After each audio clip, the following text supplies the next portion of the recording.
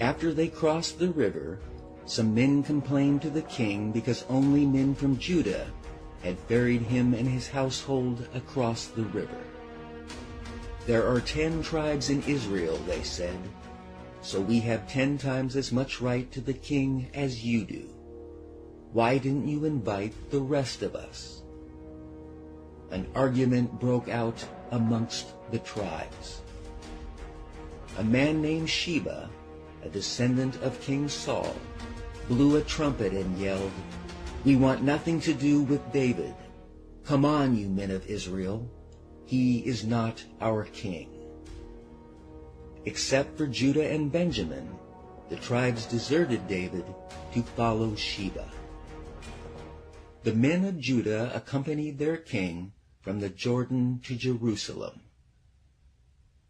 King David instructed his nephew Amasa, who had replaced Joab as his commander-in-chief, to mobilize the army within 3 days, but it took him longer than the 3 days he was given. The king instructed Abishai to take his bodyguard and chase after Sheba.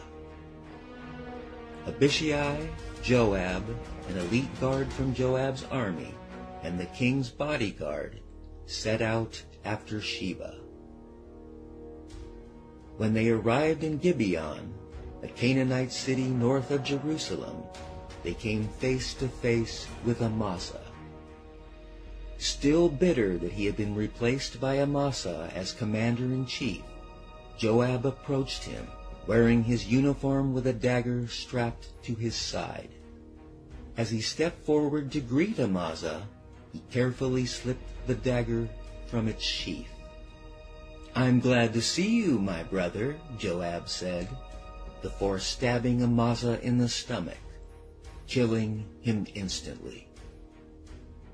Sheba traveled across Israel to mobilize his own clan in Abel, a fortified city in northern Israel. When Joab's forces arrived, they besieged Abel and built a mound to the top of the city wall and began battering it down. A woman from Abel told Joab, "There used to be a saying, if you want to settle an argument, ask advice at Abel, for we always give wise counsel. You are destroying an ancient, peace-loving city, loyal to Israel." Joab replied, "That's not it at all. All I want is a man named Sheba, who has revolted against King David. If you deliver him to me, we will leave the city in peace." The woman went to the people, and they cut off Sheba's head and tossed it over the wall, abruptly ending the Sheba rebellion.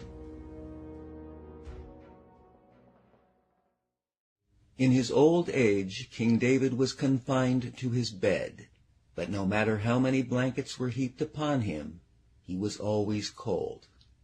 His aides searched the country and found a beautiful young virgin named Abishag to be his nurse, attendant, and companion, and she lay in his arms to keep him warm. Adonijah was King David's son by his wife Hedgeth. Like his half-brother Absalom, Adonijah had a flair for showmanship and a tendency for bad behavior.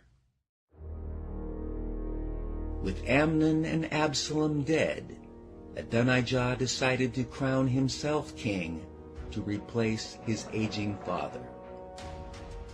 He hired chariots and drivers and recruited 50 men to run down the streets before him as royal footmen.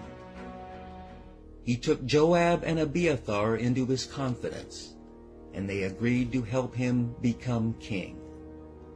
Adonijah went to En-Rogel, where he sacrificed sheep, oxen, and fat young goats. Then he summoned all the royal officials of Judah, requesting that they come to his coronation. But he didn't invite Nathan, his brother Solomon, or Benaiah, one of King David's commanders. Nathan told Bathsheba that Adonijah was declaring himself king, and that she should go to David and remind him that it is Solomon who is to be the king's successor. Bathsheba went to see David and bowed low before him. "My lord, you vowed to me by the Lord your God that Solomon would be the next king and would sit upon your throne. But instead, Adonijah is the new king, and you don't even know about it." David confirmed that Solomon indeed would follow him on the throne. He instructed that Solomon be taken to Gihon, a spring east of Jerusalem. There he would be anointed king. Solomon was taken to Gihon, riding on King David's own mule. Zadok took a flask of sacred oil from the tabernacle and poured it over Solomon's head. Trumpets were blown, and all the people shouted, "Long live King Solomon!" They all returned with him to Jerusalem, making a joyous and noisy celebration all along the way. Adonijah and his guests were just finishing their banquet when they heard the commotion. Jonathan rushed in and shouted that Solomon had been anointed king. Adonijah and the others jumped from the banquet table and fled in panic, fearful for their lives. Adonijah rushed into the tabernacle and caught hold of the horns of the sacred altar, hoping to place himself under God's protection. When word reached Solomon that Adonijah was claiming sanctuary in the tabernacle and pleading for clemency, he summoned for him, and they brought him down from the altar. "If he behaves himself, he will not be harmed," Solomon said, "but if he does not, he shall die."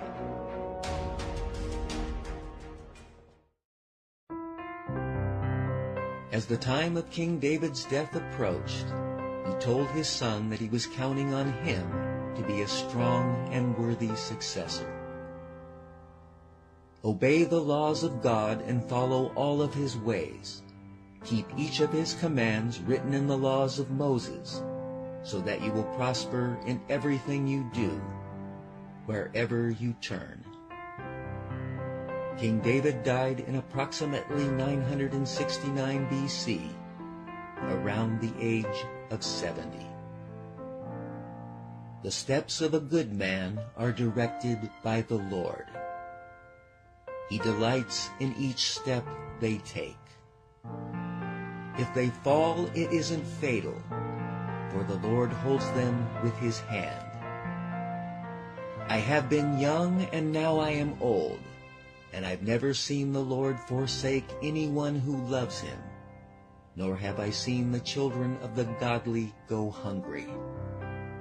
Instead, the godly are able to be generous with their gifts and their loans to others, and their children are a blessing. Psalm 37, verses 23 through 26.